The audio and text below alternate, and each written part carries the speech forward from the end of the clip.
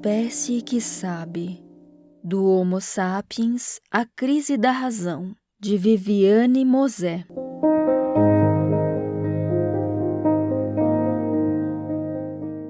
Para Davi.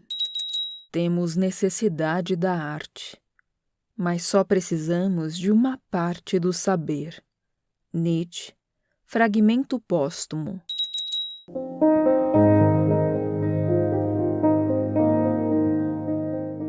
Prefácio. Não quero faca nem queijo, quero a fome. Adélia Prado. Este livro apresenta um modesto e singelo caminho traçado no tortuoso território do pensamento. O que apresento aqui são as marcas de uma trajetória, os livros e autores, os conceitos que finalmente se tornaram parte do meu próprio pensamento. Conceitos, enfim, vitoriosos no campo de batalhas, mas também na dança que caracteriza o pensamento argumentativo, a filosofia, a ciência. O livro busca apresentar as questões que foram sendo colocadas, os diversos sentidos articulados durante anos de estudo, tendo em vista a conquista de um lugar, um espaço discursivo, um mínimo respiro nesta complexa trama do pensamento e da linguagem. Apresentar esta trilha, mesmo que tênue, possibilita uma visão do processo. Mas, mais do que isso, este pequeno livro comete a heresia acadêmica de percorrer 2,5 milhões de anos em pouco mais de 100 páginas. O que faz com que tenha de ignorar uma infinidade de questões, mas que, ao mesmo tempo, por isso mesmo nos permite uma visão de conjunto. A própria humanidade se olhando de fora, desde o seu pretenso nascimento, e se perguntando quem somos, como chegamos até aqui. Este modo de perguntar foi o gatilho inaugurado por Nietzsche, que se autodenominava um psicólogo da cultura. Não comecei minha trajetória no Homo sapiens, que é onde o livro começa, mas em Nietzsche, que me foi apresentado em uma aula na Universidade Federal do Espírito Santo, quando mal tinha completado 17 anos. A aula era de filosofia, o que eu mal sabia que era, e o professor discutia a relação entre racionalismo e existencialismo. Se a razão conclui, penso, logo existo, ele dizia. O existencialismo pode concluir, existo, logo penso. Esta inversão de perspectivas me fez delirar. Que coisa incrível, eu pensei. As diversas camadas que tem o pensamento, e eu quero habitá-las, conhecê-las, exercê-las. Eu quero conhecer este sofisticado universo propriamente humano, explorar suas potencialidades. E esta inversão do pensamento encontrei em Nietzsche, esta coragem. Afinal, se passaram mais de 30 anos, e eu nunca saí dali.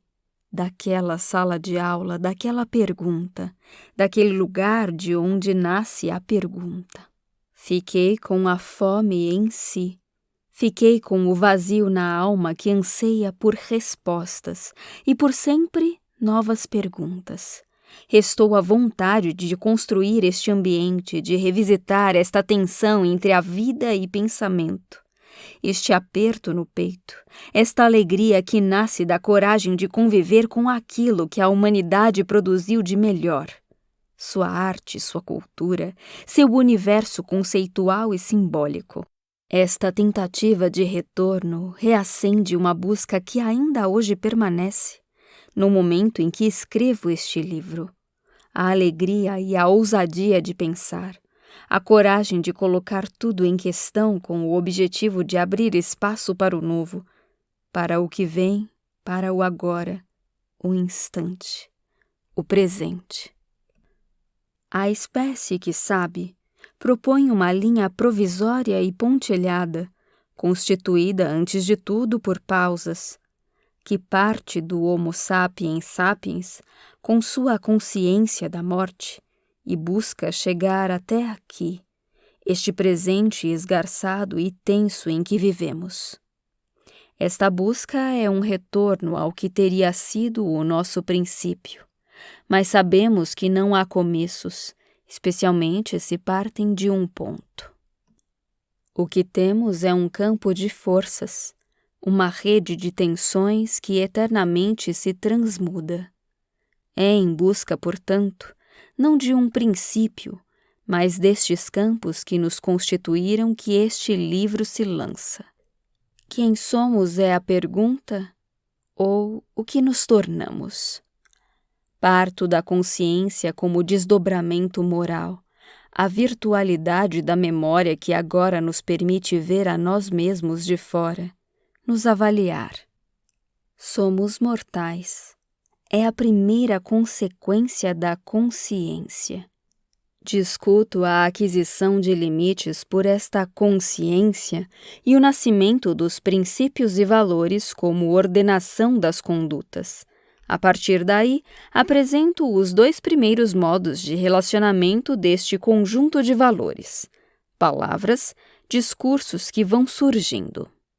A mitologia grega é um primeiro grande sistema de pensamento no Ocidente, fundado na arte, na ficção. Por meio dos mitos da mediação artística ficcional, a sociedade grega se ordenava. Já o segundo modo de ordenação, muito mais sofisticado, a razão, parte da afirmação da verdade, que afirma o ser e não a mudança como fundamento de tudo. O imutável passa a ser o princípio, e a razão o modo de atingir este ser. Assim nasce a filosofia, da noção de ser como algo imutável, o bem, a verdade. Mas a filosofia, felizmente, não se reduzirá a esta busca, e parte dela se dedicará a colocar a razão e a verdade em questão, como mais uma ficção, negando a preponderância da razão sobre a ficção, dos conceitos sobre o corpo, da essência sobre a experiência. Esta dualidade marcará a história do pensamento desde os pré-socráticos até hoje.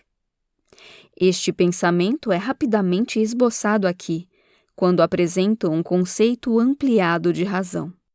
Junto à construção deste modelo de pensamento que termina por se impor, acontece também a ordenação da subjetividade, um modo de ordenação do raciocínio que se articula como um modo de ordenação psíquica, social. De um humano artístico para um humano racional, um modelo de humano que possa sustentar um modelo de raciocínio, de estratificação social é a regra. Isso também é esboçado no livro. Nietzsche, no final do século XIX, afirma que esta escolha que fizemos opondo arte e verdade, opondo vida e pensamento, tenderá a desabar, já que a vida é superior ao pensamento, e sendo soberana, não se submeterá a esta estratificação operacional proposta pela civilização. A razão é para Nietzsche o fundamento de todas as relações de dominação e exploração de uns sobre outros. Esta questão perpassa todo o livro, que termina por apontar para uma sociedade em rede onde a razão e a verdade desabam. Nota de rodapé. Esta perspectiva contemporânea está presente no livro Nietzsche Hoje, e no artigo O Poder e as Redes, página 39 do livro Política. Nós também sabemos fazer. Fim da nota de rodapé. Publicado pela primeira vez em 2011, este livro se orgulha de ser o compartilhamento de um processo, como se apenas dissesse: veja, foi assim comigo, mas pode e deve ser de muitos modos, a partir de muitas perspectivas. Afinal, somos todos passos sobre a terra, deixamos rastros. O pensamento nos permite eternamente ler estes rastros, estes passos dados em suas diversas direções. Vivemos a época da pós-verdade, e com ela a desintegração dos valores, instituições, mas também do modelo de ser humano que criamos, especialmente desde o advento da razão. Não exatamente da razão grega, mas da razão cartesiana, que instituiu o sujeito moderno. Somos, ao mesmo tempo, filhos da modernidade e vítimas dela. Afinal, quem está em questão hoje, em última instância, é o ser humano, que vive um intenso processo de exaustão. Depois, e ao mesmo tempo que a exaustão ambiental, a exaustão do humano. O que afinal nos tornamos? O objetivo maior deste livro é pensar o ser humano, suas idas e vindas, seus ganhos e retrocessos, a partir de algumas etapas que considero fundamentais para compreender este impasse, este princípio em que nos encontramos. E sempre tendo em vista a vida que um livro deve apontar, é preciso ler livros que ensinam a dançar, diz Nietzsche. Que este pequeno livro nos estimule à vida.